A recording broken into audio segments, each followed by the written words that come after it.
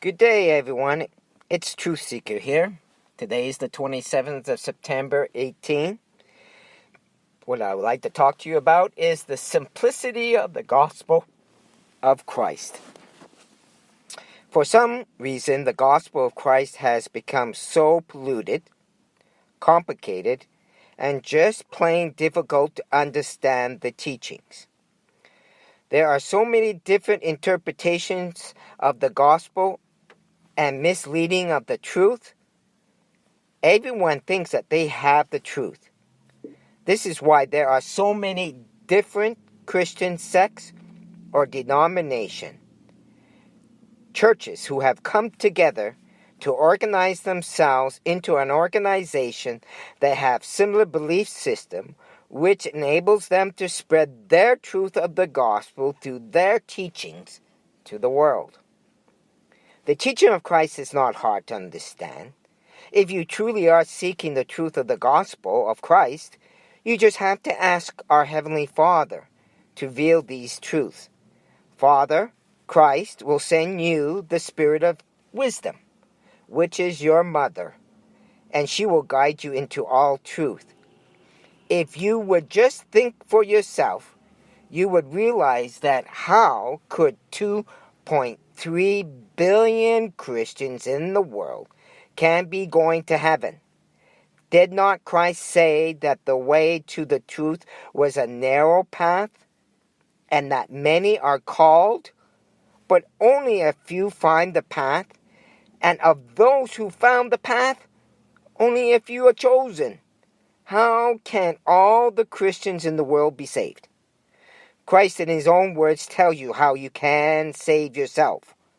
There must be something in today's churches that they are missing, if only a few find the narrow path, and of those only a few are chosen. Let's look at this as a parable.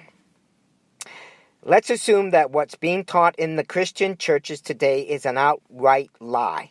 Well, not a total lie, but the truth is mixed into the lie so that the message of the gospel is not being preached. So there's a few within the church that don't buy into or believe in the teachings and beliefs that are being preached in the church. They search the scriptures and find what is being taught is wrong, an out lie mixed within the truth. They bring their concerns to the church leaders within the church, and the leaders give them half the truth. They go away, still not convinced, and continue their search. They once again bring their concerns with proof in Scripture to the leaders of the church, and they are ostracized. They leave the church. They can't seem to find a church that is preaching and teaching the truths of the gospel of Christ. So out of the 2.3 billion Christians in the world, only 0.01% of them have found the truth, which is the narrow path. So they get on the narrow path, but they find that the path is so narrow that only one person can travel it.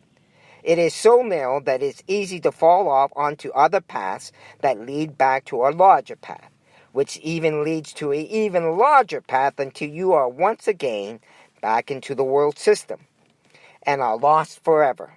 For once you have learned the truth and have forsaken it, how can you return to the narrow path?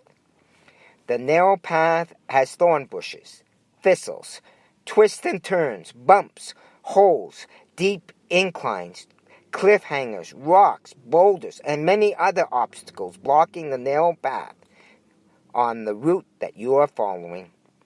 These obstacles that are blocking the path is your cross. The cross that you have to pick up every day. The cross that Christ talks to you about, which are the things that you must die to every day in this world. They may be a job,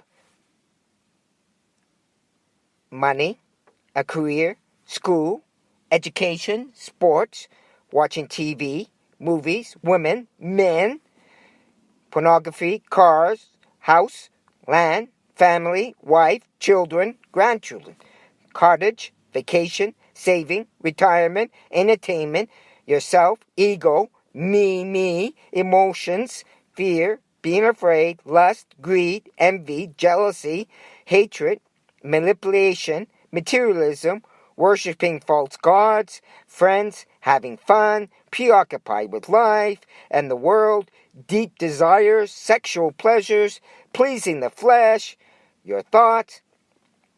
At any given time, you are battling these things that are blocking your way on the narrow path of truth. Any one of these can knock you off the path onto a larger path that brings you to the path that leads you back into the world system. You realize you are not the only one on the path.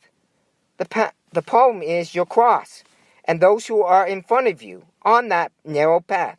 Some will be slower than you, others faster than you, and some that are dead stop in their tracks because of the truths that have been revealed to them. Some of them will turn back, someone will jump off the path onto the larger path and return to the system because the truth is too much.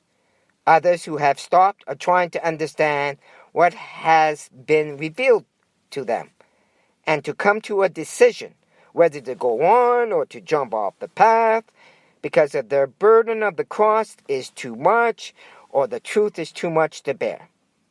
Those who choose to move forward are those who are chosen.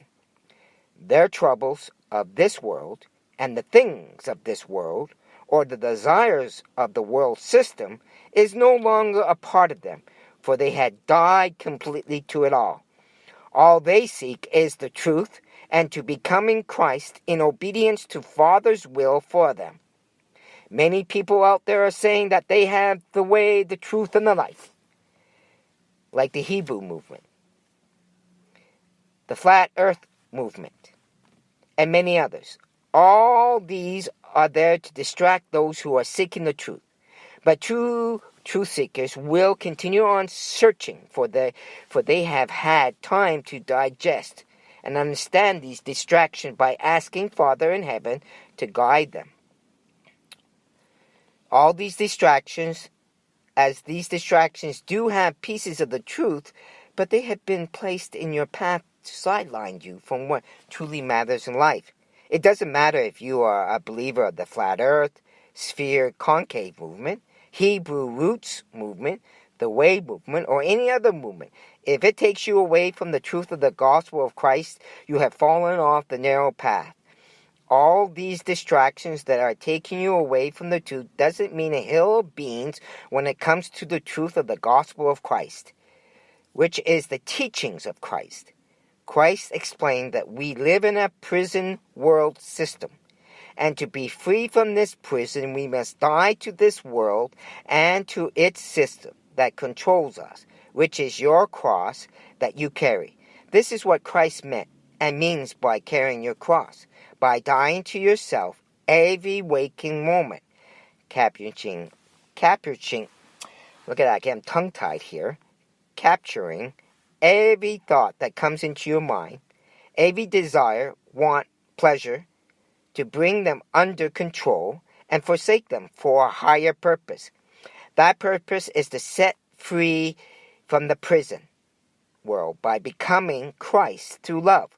Christ said that his burden is light, but few are willing to take the offer of carrying their own cross to set themselves free from this prison.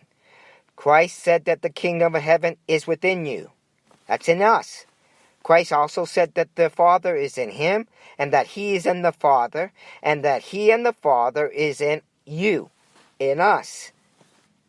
By stating this, Christ has said that we are Christ, and the kingdom of heaven is within us. Our spirit that is within you, us, is part of the Father, part of Christ, part of the kingdom of heaven. So it is correct to say that Christ, Father, heaven, is within each one of us, making us Christ. Christ said that the way, the truth, and the life is through Christ. Why did Christ say this? Christ wanted everyone to know that love is the key to staying on the narrow path. By loving everyone and loving yourself, you do not have the things of this world system controlling you. For love suffers long, love is kindness, love is not envious. Love does not puff up itself. Love does not have pride. Love is not rude. Love is not selfish. Love loves. Love is not resentful. Love is not sin. Love does not murder. Love does not steal. Love is not jealous. Love does not hate. Love speaks truth. Love does not think evil. Love is patient. Love does not brag. Love is not proud. Love does not seek its way. Love forgives always. Love does not provoke. Love does not take account of evil. Love bears all things. Love believes all things. Love hopes in all things. Love endures all things. Love does not rejoice in unrighteousness. Love rejoices with truth. Love loves unconditionally. These are the attributes and character of our Father in heaven, which is in you. So it is true. The kingdom of heaven has come, and it is in you. When you cooperate with the world system, you're giving in, surrendering to the enemy. That enemy is Satan. The one who calls himself God is also known by many names, as you will find out in your journey down the narrow path. He controls and rules this world, this prison world where your life-giving energy is being sucked out of you. Literally sucked out of you. The one who controls all creation is Father of all, Sovereign One. The one who has no name, the living energy of all creation. God is a name, so who is God? Satan is. There's so much truth out there has been lost over the eons, but those who seek the truth are being found. And some of the truths are found within the Bible, not just the Bible, but in other sources. When you start your search for the truth, what you will find will destroy what you believe in, your belief system, the points that you will feel dead, lost, helpless, without meaning, wanting to do nothing. There will be pain, anguish, sorrow over this. What you will find is that you have been lied to all your life. This is the great awakening of your soul, spirit, to the truth of who you are and what the world is, a prison. And our bodies, the flesh, we live in a cage that houses the soul which holds our spirit. Once us realize that we are the children of the Father of all, and that our existence is not flesh, but spirit, which is energy frequency, then we are set free from this lies and from this prison. Once you start down this path, you will find the truth is there is no going back. If you turn back, there's only death awaiting you, and you'll be recycled back into this prison world until you understand and come to the realization you are not where you come from. So what is the simplicity of the gospel of Christ? Have you not understood? It boils down to this. It is love. Christ is love. Father is love. Heaven is love. Everything that happens in one form or another is to show, lead, guide you to what love is, can be, and should be, and what it means to love, so you can become love. I want you to understand this, that you may understand the truth of all of this. You have it within you to become Christ, to become love. Please, you need to do this. And I'm going to end this now. Thank you for being here. Subscribe.